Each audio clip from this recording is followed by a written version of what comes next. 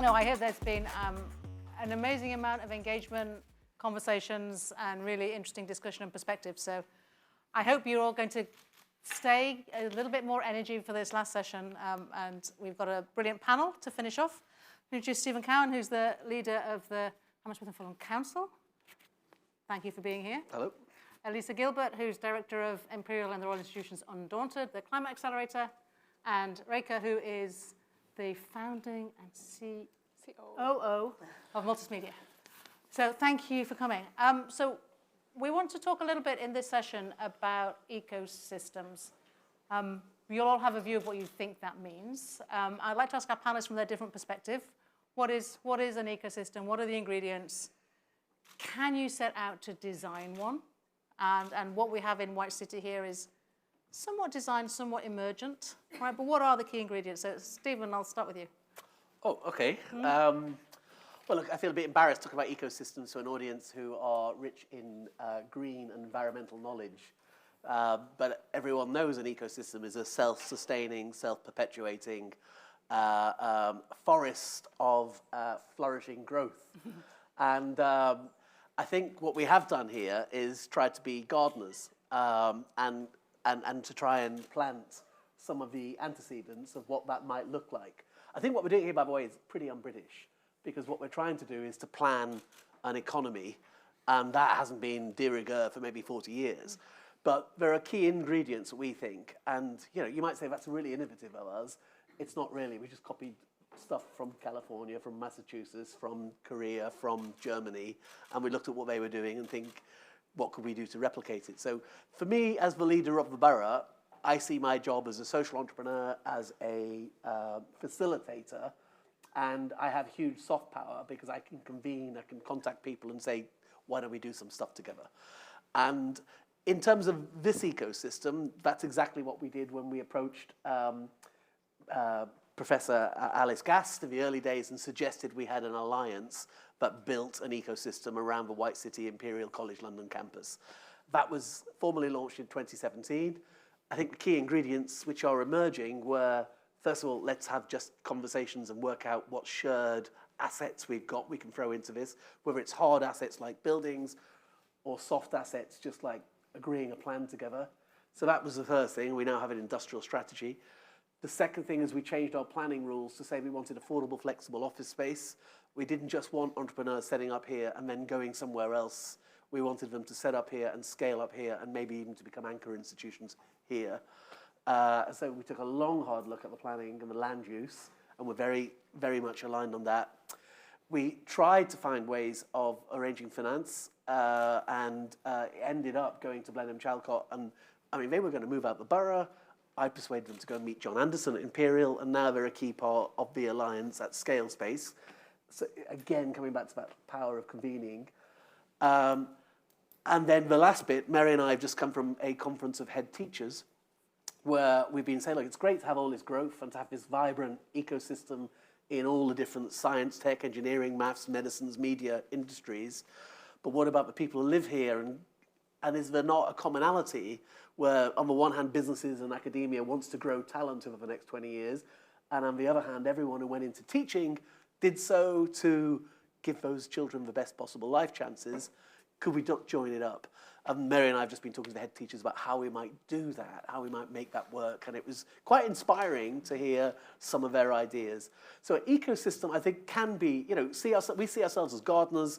We see ourselves as trying to get all the key asset plants in that then create a self-sustaining system. And the fact that every time I come here, I'm just blown away. My jaw literally drops, which is, I don't know where they got that from. But we twinned with 3 Polish cities recently, and we came here, and I was fortunate enough to meet many of the businesses and enterprises here. And the stuff that was going on here is like Silicon Valley maybe in the 1940s. We're at that space, I think. And when people look back on what we're building here in 20 years' time, 30 years' time, I think they will think, all this remarkable stuff happens because of people in the room have come together and there's something in the air. But I think we can put that something in the air, and that's what we're doing together as a team. Okay. bottling, whatever that is. Alyssa, from your perspective, what are we trying to build here, and what are the key bits that, I guess, the key bits that you see from the kind of helping accelerate business? What's your perspective? Yeah, so I guess I'll talk about a complementary ecosystem. So you talked about the ecosystem specifically around this place. Yeah. And the ecosystem I'm concerned about is the ecosystem that's going to give us the climate innovation we need. So I always talk about one of Undaunted's mission being to make London and the UK a great place and a healthy ecosystem for the startup and scale up of climate solutions. And so that ecosystem has to be complementary, or part of the one that you're describing. And it involves primarily, we spoke about this a bit earlier today, people and an entire set of people. So it involves people, but who coalesce or understand or who are motivated by that challenge of tackling climate. And they need to be a combination of those, we've got a lot of students, people learning about the things. We have academics finding solutions. It needs to be corporates who actually have legislation or other voluntary goals to reach those targets, who need solutions, pulling them through. Investors, who we've heard from earlier, and policymakers enabling all of those solutions. And you need all of those people to engage with each other at the same time around this common and difficult and challenging goal, and be able to find each other easily and within reach and bump into each other and experience serendipity, which is one of the theories behind these kind of physical districts. So as well as having that collection of people around the common goal, you then have to have the physical infrastructure that you described. So you do have to have access to knowledge. So open information is really important, but also physical spaces like lab spaces, and I'm sure you'll speak to that as well, and also skills and talent. So bringing those things together creates the ecosystem that can provide success.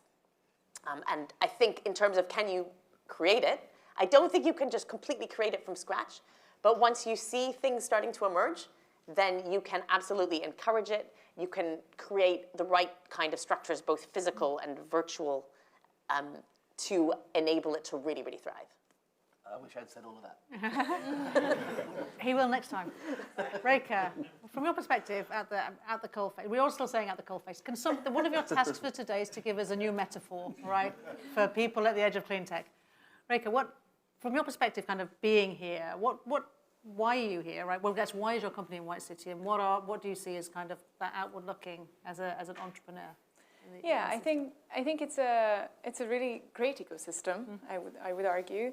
I think the two key elements that I would like to emphasize is one of them is the community, and the other one is facilities. So in terms of the community, the fact that there are so many companies, both coming out from Imperial, but not just Imperial related, that are on the edge of innovation, that are within similar industries and going through the same stages of company building, means that we can learn from each other, we can rely on each other, we can advise each other. That's extremely helpful. Part of the community is also the fact that we're so close to Imperial means that we have a great access to talent. There are so many great community building events and lots of great timings when people come together like this one. That really builds strong relationships between the people, facilitates more conversation, more brainstorming, more innovation even at the end of the day. So really, it's great to be part of this pulsing ecosystem. I don't really have a better word for it. And then on the facilities side, as a company going through literally from the start of trying to build a prototype. We started at Hackspace, which was just down the road. Maybe take just a nanosecond to tell people what your company does. It's also pretty awesome. That could help. That could be helpful. So we're specifically making the key ingredient to feed animal cells so that the cells can grow into cultivated meat or cell-based meat, which is like real meat, but rather than cutting down the animal, you can make meat from growing the animal cells from the ground up. So we started creating these ingredients, these feedstocks for the cells just down the road here in Hackspace, which is also an Imperial facility. But it was great to see, because that was 4 years ago. At that point, none of the buildings around White City Living, none of the buildings around the new L'Oreal headquarters, none of those were here. And it was amazing to see how all of this got built up in the last couple of years. And obviously, as we grew, we needed to come out from this hacky environment and establish our own labs, establish our own offices, And especially as the team grew, we needed more and more infrastructure to support them. And that was really fantastic in iHub, which is where we are right now, that you could go through literally from the first bench, first office desk, to the point where we now have 3 offices and 2 labs, and hopefully we'll be taking over even more. And it's really fantastic also because there are other infrastructure like meeting rooms, like partners from Hammersmith that just help us so much with the scaling up. Okay.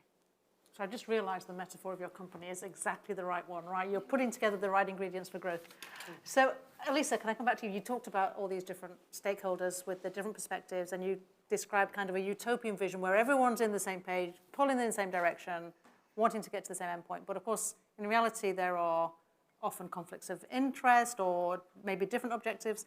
How do you kind of work with the different stakeholders to break down those barriers or to make sure that everyone does kind of move in the right direction? Yeah, I guess you have to, each time you work with different group of people, first of all, be clear about your objectives, right? So sometimes we're working with early adopters, and we purposefully do that to bring those people into the room, the people who are on the same page, and then create a kind of blueprint that starts to offer an example to people who don't think it's possible or who are concerned. So there's a real power in working with those early movers, first of all, and then finding different ways to convey confidence to those other actors. But we also do some really practical things. So we're about to start a new program at Undaunted, which is for scale-ups, which we haven't done before, like just companies about 1 year in. And we're going to work with the building sector. And the idea is that we know that for companies like yours, you're doing something that's difficult, a new product, a new service, but you're also part of creating a brand new market. And that's really, really hard. So what we're going to try and do is bring together the building sector, who only like to do things second or third of a kind, and bring together the startups and scale-ups and say, let's all together tackle some of those barriers. We're not doing that for one startup or one scale-up, but do it all collectively. And sometimes that approach can also help those people who are concerned, who aren't on the same page, to see opportunity that it can work. And then what you do at the end of any kind of project like that, or actually throughout the whole process, you just constantly bring in audience. You bring in people to watch. You show them on social media. You bring them to events, and you talk about what you're doing. And eventually, they'll get jealous, and they'll be like, "Oh no, I did this first." And you're like, "No, you didn't do it first, but do it second and third and fourth." Brilliant. Stephen, you just said, so I just changed the planning commission, the planning rules. But everyone in the room was like, oh, change the plan. It's hard sometimes, or there's a sense that it's hard, right, to work in that framework. So how easy really is it? I mean, to change some of those regulatory pieces, or to really create a vision, a local industrial strategy that sits kind of in the kind of broader governmental space, right? How easy is it really to do that? It's definitely not easy. And actually, we twinned with Barcelona recently, and it was quite interesting to see how much more powerful the state was there, without being in any way smothering. It was empowering. So I think there are lessons there on land development, on the ability to compulsory purchase land, and then the ability to say we want to use this land for labs, or we want to use this land for startup space, etc., which would benefit society in the long term. And that's not the rules here. We did change the rules to say we want affordable, flexible office space. And we had a whole bunch of developers this time last year writing a letter of complaint, but they're on my bad list now. We've got the 3rd highest land prices in Britain. So we have a lot of people come and want to work with us. And we say to all of them, we've got this company like Arborea. They've developed, amazing tech, which allows them to use algae to swallow up CO2 and produce oxygen. And they go, okay, well, if that's part of a planning permission, we might be interested in that. So maybe something we could do together on that front. That's for sort of serendipity. As I was listening and being inspired by my fellow panelists, there was a bit where I thought we've got it wrong in calling it the innovation district. We should be calling it a serendipity district, really, because that is the essence of it, isn't it? There's certain key things we can do which put the cornerstones in of how you make an innovation district work. But once you've got them in, it's all about the serendipity. It's all about bumping into someone in a coffee shop. The company who, there's a company I know who were doing, examining the cells of fruit flies to fight cancer. It's not that different to what you're doing, and they're in the same building. So this is what I think is essential, and that's why what you're doing is very inspiring. Yeah. But I think there is that, the serendipity is a collision, but you want it to be with, I'm being a bit nerdy now, but with forward momentum, right? Yeah. So the system has to allow that to push things forward, right? Yeah. Reka, challenges that you faced? Yeah, I mean, I would say, of course, there's a lot of challenges every single day. I would say there are probably one of the biggest challenges that we've had was figure out where to scale up and figure out what space we could use to start building our production facility as we started to really have more products on the market, but also having seen an increasing demand in our sales. We needed to find a place where we could build out our first production facility. And that is not easy in London in general. Space is a scarcity, for sure. And we ended up deciding on sort of separating our production and separating our headquarters, if you like. And because we wanted to really stay in White City to be in the center of this ecosystem and really have the access to the talent, have access to all the other innovation that's ongoing, because we believe that R&D and knowledge generation is our core of our company. But we had to separate the production because we couldn't scale that up here. So we ended up going to just down the road, Park Royal, but that's already in Ealing. But I think, but the broader point, I think, is that this space is very much at the knowledge end, right? And then scale, and then the bigger scale up might move, but this is kind of a growth engine for the UK, right? Some of these companies will move out and exactly grow elsewhere, and that's important. Yeah. Have we got any? You'd have been happy if she was further away, wouldn't you, Stephen? Any questions from the audience? I hear you've been very, at the back. You've been very engaged so far. Well, right at the back on this side, yeah.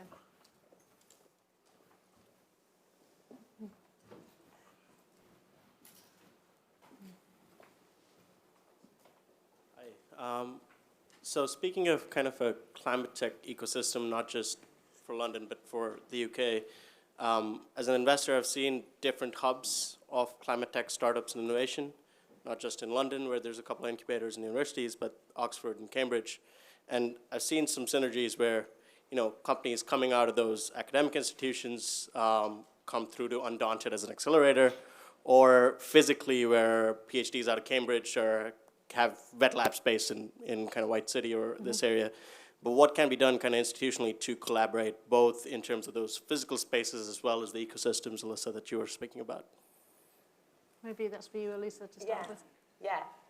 So I'll say two things. There's a lot that can be done to collaborate, and you're right in noticing that as one of my colleagues says, it takes a village or a whole country to raise a startup. It shouldn't be that it's claimed by just one or another. There are strengths in different institutions in the UK, and we should be making the most of that and actively encouraging people to share information across the board. There are two things I think about in relation to this question. The first is I set up and I run something called the UK Universities Climate Network, and that's actually a set of academics working across the UK on climate activity. And one of the things I'm trying to do through that network is create collaboration on innovation. And the idea is to make it smoother for people to share their ideas in that network, and perhaps even going so far as to explicitly identify which institutions in the country have strengths in which capacities. So, for example, as Mary said, we should be kind of open about where people go when they're at manufacture. So if you speak to someone, for example, at University of Exeter, they'll tell you that they have the best testing facilities for marine technology. And they have, apparently, I didn't corroborate this, but like the most monitored field in the country, like with the most sensors, et cetera. But actually, if you were to map that across the UK, you'd probably find a good way to also enhance and speed up parts of the ecosystem. That's the first thing I'd say. The second thing I say is that no matter how well connected we are, we just need as much climate innovation as possible. Yeah. We need more coming through the pipe from the very beginning. So in a way, I would rather that instead of us seeing all of these same companies appear across all of these accelerators, there was just so many good ideas that we needed even more acceleration. I think it's interesting if you look at the UK perspective and you talk about the Bay Area or you talk about the Greater Boston region, the UK fits into either of those, right? So when we talk kind of regionally in the UK, when you then try to compare that on a global scale, it doesn't make any sense. We should be talking about national networks and national capabilities. And hubs, where you've got different flavors of expertise, and this is one of those, and there will be others to join together. Another question? Yeah, maybe the back.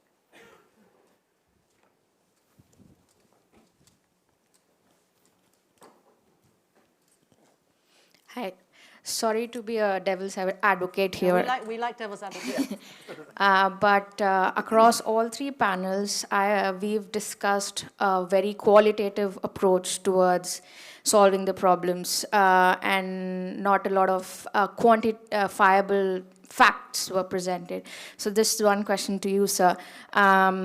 If UK were to keep the 2030 target of, let's say, 50% reduction, means that just the council would need a more than 10% reduction this year in terms of its emissions. Are we close to it, or do you think it's achievable by end of 2023? And this just goes to a larger scale, it's a very ambitious target. 50% means you need more than 10% per year reduction. So while we can talk about a lot of innovations and a lot of solutions, I think the stance of UK and US government has been a bit confusing, and if we don't have government support, do you really think us just discussing would make an impact? Yeah. Sorry. And I guess you missed this morning. Richard started by, I don't know where Richard went, and gave a really good overview of the current state and where we are in the trajectory to the legislative obligations, right, and the lack of pace in some of these areas. So as a local borough, how are we getting there locally? And then where do you think the perspective is nationally with current governments, which I realise is not your government, but your party? Mm-hmm. Yeah, I think so. It's absolutely the right question to ask, because everyone set these targets. It's very easy to set targets. What do targets mean if they're not followed up by even attempts at strategies or resources being applied to strategies? I can tell you we've set a target of being carbon neutral for the whole borough, not for the council, by 2030, and it is a struggle. And there needs to be a significant change. We see three ways forward: is to get people to find different ways of living, heating their homes particularly, or travelling around the city particularly, and that's challenging. There's a sort of popularist backlash quite often around people's use of cars.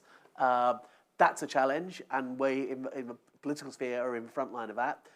The second thing, I think, is tech. I think we can change the way people live, but we also then need tech to change the way we tackle the challenges, and that's what is so important about this here. And then you've got the whole issue around funding and can we play to our strengths. All I would say is, yes, it's challenging. I think we need a completely different governmental approach. I think there needs to be a much more interventionist approach that empowers government people like in this room to act. What I do know is we've had £1.1 billion investment in Hammersmith Fulham. Not only is that more in the green economy, not only is that more than all the rest of West London, it's more than Manchester, Birmingham and Bristol combined. And much of that is seeing enterprises starting in, many of you are in the room, and that level of bubbling up of ideas in an ecosystem where there is so much commonality, I think is going to be the silver bullet if we can get that in a gun. And it takes a government to do, to follow through on that analogy. But there's a long way to go, but I'm optimistic we can do it. Whether we do it by 2030 means a sea change, but, there's how far are you along this path then? Again, just to try and be a bit more quantitative, I know she's going to come back and ask you. To be a bit more quantitative, or what's your degree of certainty that you will get there by 2030? Is it, I'm 80% optimistic? Or we're not 80%. So what's your timeline then when you will get there? And you've talked about lots of things that need to come together. Am I asking the right question? Yeah. They need to come together. What are the concrete things the steps that you will take? I realise I'm in a room with scientists, so I need to give very specific answers about where we are in the project management plan. I would say it's not really like a project management plan. It's more like starting with a football team that's failing and trying to get it into the Premier League. And so it's much more organic in terms of the interventions you're making on it. What I can say is you take South Fulham, where we had some of the highest air pollution in London. because just of the geography of the area. We've put in a scheme there that has taken a ton of carbon out a day, has reduced the vehicles by 7,000 a day, and at times is one of the only parts of London that meets World Health Organization, their quality standards. Now that is very difficult, the level of protest we had. If we could replicate that across the borough, we would be significantly advanced on a zero target. But we've done it in one neighbourhood, in one part of the borough, and it was very difficult. So I think we're still at the very early stages, but we could get much more rapid growth if we get past that early stage of trying to figure out the boot room, as it were, of the different components of the strategy. Okay, that's more like it. And now, of course, you've got a blueprint to move, right? We've got, yeah, and we are just on that. We're working with Frank Kelly at Imperial, which shows the importance of the innovation district. Okay. I wondered if you could say a little bit more about the role of education in building and creating climate tech ecosystems. I guess I was particularly interested, perhaps a little bit controversially given it's Imperial, about how we should be thinking a bit more about the balance between HE routes and kind of vocational technical training to enable what we need to do with net zero. Maybe trying to take a little bit more from models of other education systems like Germany, for example. Okay. Shall I? Well, I'm going to start with that, actually. I want to start, I mean, I know I'm sharing. It's not controversial to say that here, actually. You know, we recognise the balance of skills that are needed. In the session Steve and I just came from, we talked about, you know, the Royal Academy of Engineering did a survey, right? In terms of jobs for the green economy, 90% of those jobs are non-graduate jobs, right? So if we are going to deliver on our ambition to change the world, we have to also help that skills gap, right? If the technologies that are coming through that need training, develop with them, we're the people best placed to help deliver that, right? So it's then who do we partner with? How do we take our knowledge and of the new technologies and enable that skills training? And that's a core part of, I think, our mission as well, and increasingly so, especially in this transition. But maybe I'll come to Alyssa first.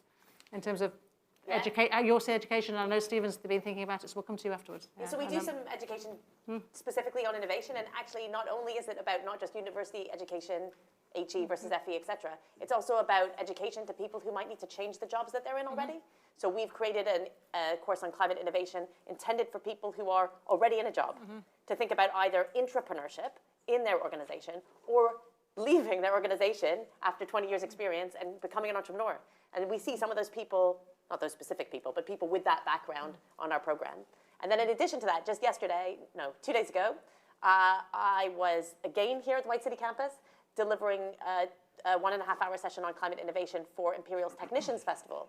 Again, like thinking about, and that included T-level students, so getting them to think around the challenges of climate change and the opportunities there are for them, either as an entrepreneur, being entrepreneurial in their job, or also being technicians who work in companies like Reka's. So I think we're fully embracing the kind of different aspects of education in what we do. If I could just also add, so I graduated from Imperial and started the company while being at Imperial.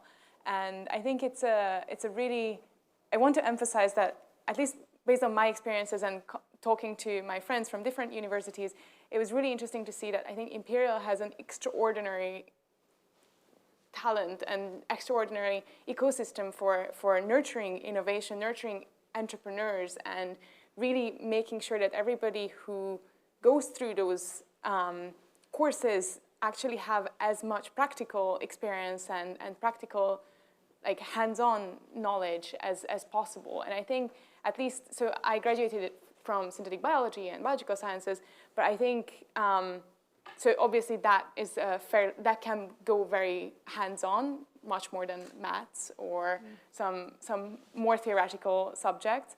But I think, at least on those, Imperial is doing quite well compared to at least other universities. Stephen, do you want to talk about the broader educational piece in ClimateTech? Yeah, you just spent afternoon thinking about it. We spent all afternoon working with a whole bunch of teachers. But if we were German, if I was a German politician, I wouldn't have to use my soft power of getting people in a room and saying, would you like to work with us on a curriculum that might link into the ecosystem we've got here? It would just be a thing. It would be our statutory obligation. So there's quite a lot of difference. I think what we have to do is to grow ecosystems all around the country, have local education locked into those ecosystems. Our ultimate strength is Britain punches way above its weight in academia. We're sitting here in a global leader in all the areas that Imperial specializes in. We should scale that across the country and link the ecosystems in. And let me say something else. It should start from kindergarten, as they do in Germany. We should reinstate Sure Start, and we should give every single newborn child the chance of living the best possible life in this sphere. And if we treat that as long-term talent development, as well as actually just the right thing to do, we'll have a completely different society within 20 years. Okay. Yep.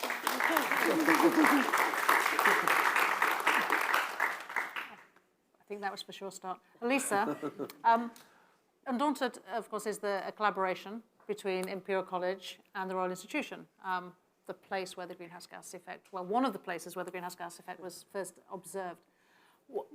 And it links a little bit to this question. Why is that the partnership, right? What is the Royal Institution bringing to the collaboration in that space? Yeah, well, I mean, it touches upon education, but also on something that you said earlier on, which is you've got to also work with everybody, with people. And, you know, to your point at the top, you asked about quantification of evidence. I mean, the IEA, the International Energy Agency, published a report talking about what innovation do we need in the energy sector. And they pointed out that we basically have 50 to 60% of what we already need now. And the main thing we need to do is implement it. And the main challenge of implementation is bringing everybody with us, which you found with your transport networks, and everyone's found that recently. So the collaboration with the Royal Institution is all about connecting with people. And the Royal Institution is a specialist organization in connecting with people through their love of science, particularly, and engaging people through this journey of getting excited about something scientific, a problem or a solution, and then seeing how that could be applied to their life. And then they do that with these, like, basically with explosions. Like, wherever possible, an explosion. And if not an explosion, then a really, really big demonstration of some sort. And they've been working also, they're gonna actually continue to work with our startups to help them. We have this phrase in innovation where we have a demo day, but a demo day is like a pitch day, and it basically involves PowerPoint, okay? And the people at the Royal Institution said to us, how can this be a demo day? There's like, not an explosion. What kind of demo is this? So they're like, we're gonna work with your startups to understand what it means to demonstrate. And then we've been doing schools days with them where people in secondary school come in, they meet people like Reka, they're like, oh, this could be me in the future. And then they also have family activities and all kinds of activities for every kind of member of the public, and they're helping us do that bit. Okay. All right, I think we have a chance for one last question. Yeah, Richard. Oh, there's a microphone coming in. Thank you. So 30 years ago, Annalee Saxanian set out to try and understand why Silicon Valley had generated so much more employment and wealth than Route 128, which had more of the things we've been talking about in terms of access to talent, facilities, than Silicon Valley did. And so she was trying to understand why Silicon Valley would had the success that it has had. And her conclusion has been generally widely accepted over the years. And the reason she felt that Silicon Valley had overtaken was because of what she called a culture of cooperative exchange. And no one sort of mentioned culture as a part of the mix, but the evidence over the years would suggest that that is a vital component of making a successful ecosystem. And I just wondered if that resonated with everyone, if there was more, they thought it existed here, there's more that we could do, et cetera, around that. Maybe Reka as part of the, living, breathing the space. As part of the culture. Yeah, sure. I think it's very interesting because I definitely feel that there is a culture because there are, as I mentioned, there are so many different events, different socials within the building that we're in, which has quite a few different companies, but also within the entire area, there are quite a few interesting forums where people can engage. And I think sometimes it can sound like there is a lot going on and, oh my God, you can't attend all of them, but that also allows people to attend whenever they can.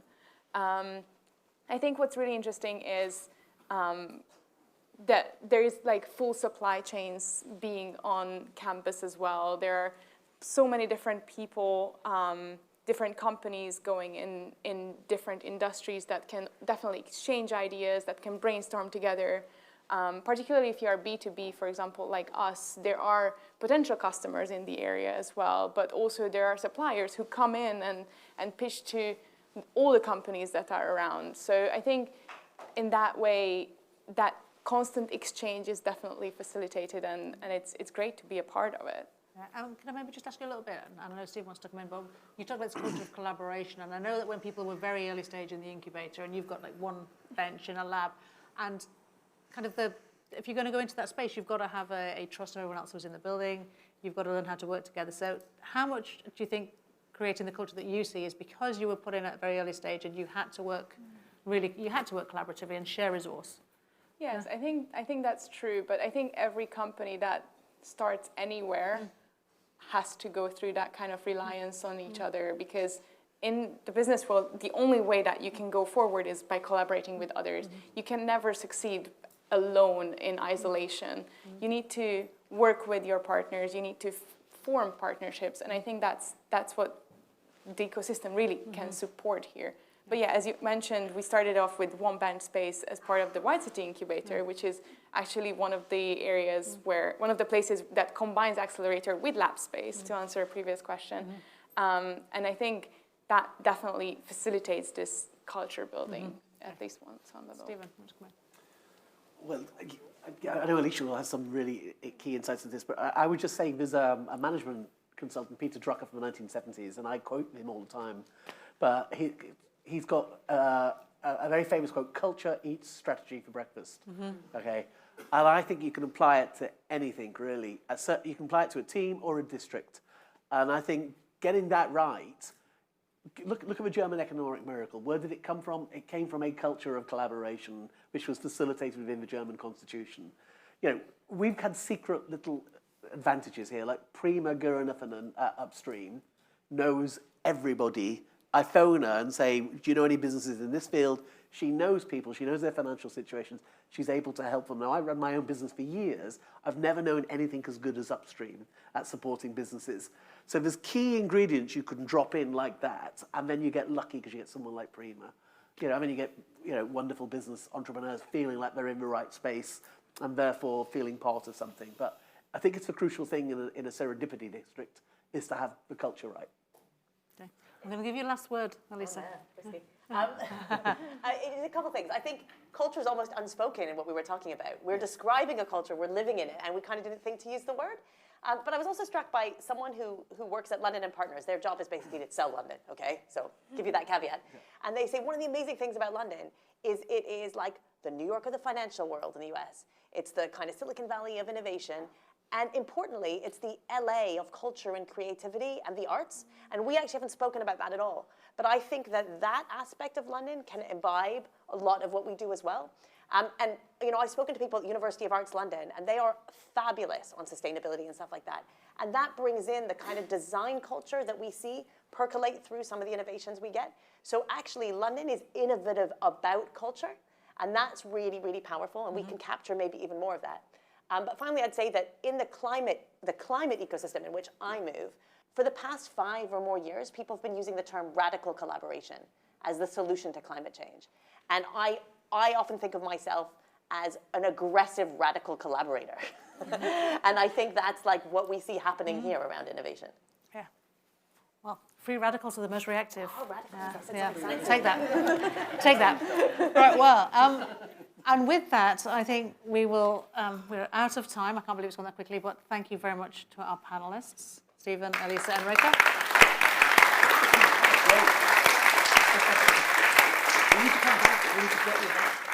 So yeah, they're going to keep talking. I would just like to close this event by thanking everyone that's made it possible, to all the panelists. I know there's been some amazing conversations, to the Policy Forum and the team, and Pete and Lisa and guys, Imperial and the Royal Institution's Undaunted, who have really been contributing to the very idea of thinking about it. Tom, who's here, who's helped in a lot of that.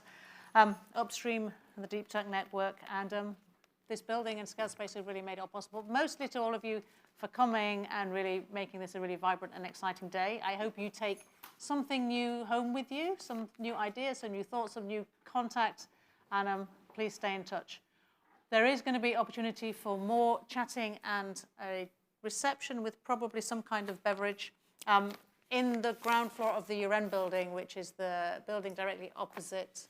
Well, no, directly opposite is the building that's not open, which is the School of Public Health. Slightly to the side, the Michael UN building on the ground floor in there for yes, to continue your conversations. Thank you.